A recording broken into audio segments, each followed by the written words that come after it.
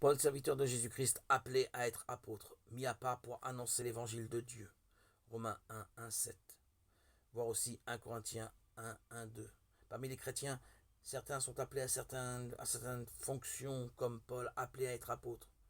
Mais tout baptisé est un appelé. La vocation première du chrétien tient à son baptême confirmé.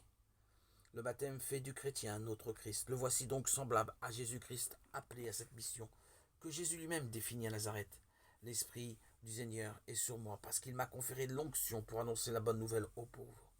Il m'a envoyé proclamer aux captifs la libération et aux aveugles le retour à la vue. Luc 4, 18. La vocation du baptisé est d'abord d'accueillir l'amour de Dieu en lui, de se laisser imprégner de l'Esprit Saint comme d'un parfum.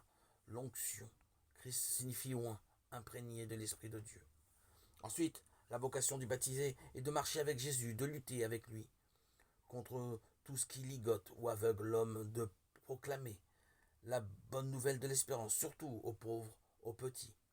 Par la foi et l'amour, le chrétien est appelé à consacrer la vie ordinaire, à en faire une vie accueillante à Dieu et porteuse de Dieu.